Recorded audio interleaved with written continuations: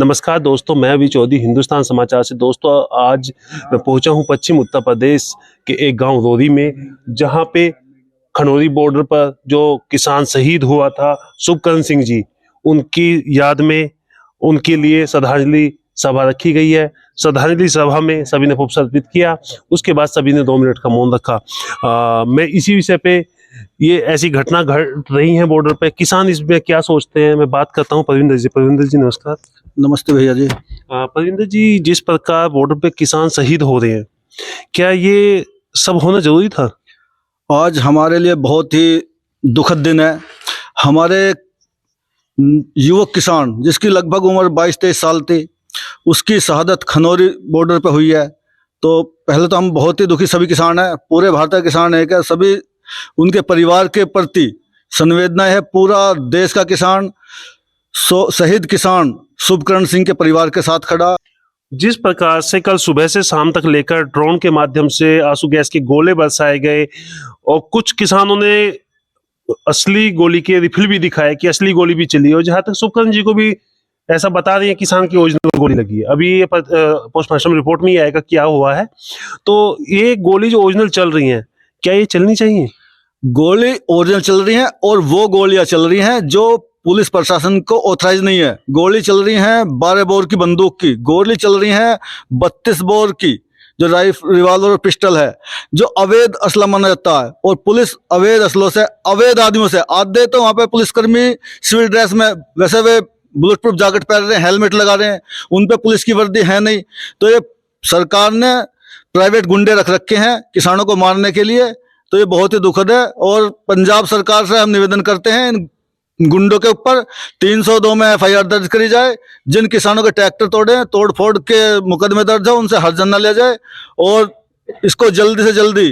पंजाब सरकार इस पे एक्शन लेती हुई नजर आ रही है। वहीं पे गृह मंत्रालय ने एक एडवाइजरी जारी कर दी है कि आप अपने यहाँ पे क्यों नहीं सख्ताई कर रहे हैं, किसान इतने क्यों बॉर्डर पे पहुंच रहे हैं। वो पंजाब सरकार से भी आग्रह कर रही है किसानों को रोका जाए। या ये अभी सरकार की जो बुद्धि काम नहीं कर रही।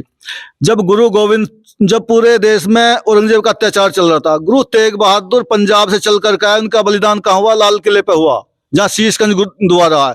जब पूरा देश अंग्रेजों का गुलाम था, जो दिल्ली में बैठे हुए हैं, इनके पूर्वज जो आज सरदारों को उलट सुलट बोल रहे हैं, मुल्कों की पहले चमचागिरी करते, फिर अंग्रेजों के चमचागिरी कर रहे थे। भगत सिंह ने उस दिन भी तो आकर के बम फेंका था दिल्ली की असेंबली में, तब क्यों नहीं बोले? पंजाब के किसान यहाँ क्यों आ रहे हैं? भैया, पंजाब के किसान हैं, वो आएंगे, वो सब पढ़े लिखे हैं, संपन्न है। और संपन्न और पढ़ा लिखा ही आदमी अत्याचार को समझता है, शोषण को समझता है।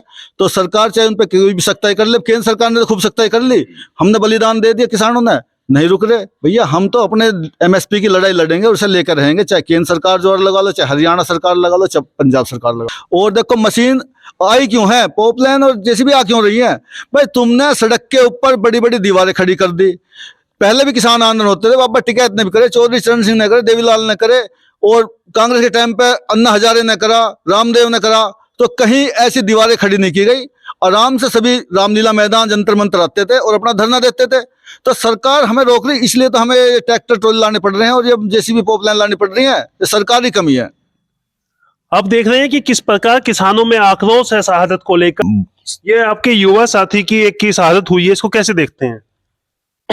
शहादत से हमारा मन दुखी है, परिवार में भी दुख है और हमारी संवेदनाएं है उस परिवार के साथ जिस परिवार का ये इकलौता बेटा था।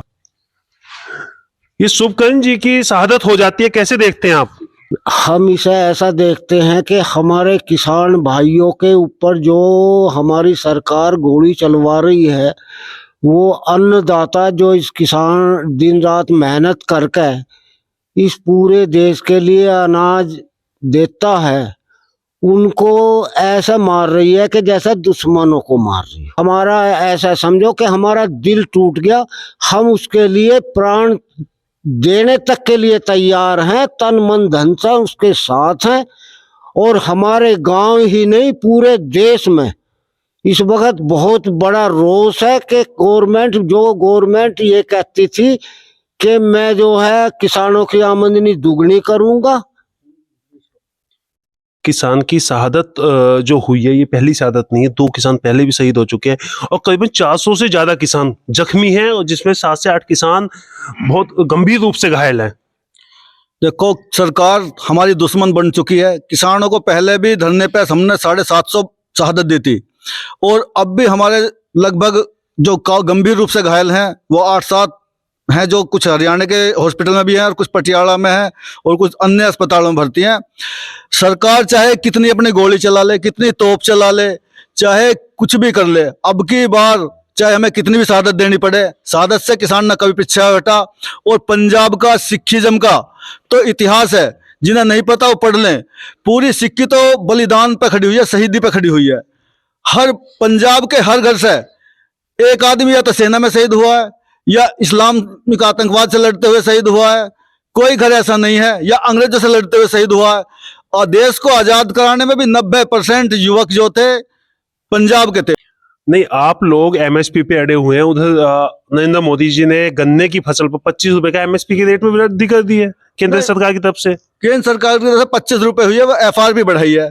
हमारा तो अब 340 है, हमें क्या फायदा, हमारा 370 प्रदेश सरकार ले रही है। लेकिन जब भी मौका लगता है अर्धसैनिक बलों से, अपने प्राइवेट गुंडों से पंजाब के किसानों के ऊपर, पंजाब की जमीन पे ड्रोन से हमला करवाते हैं, अपने गुंडे जमीन पे उतार के अवैध असले से फायरिंग करवाते हैं। किसानों की गाड़ी तोड़ दी।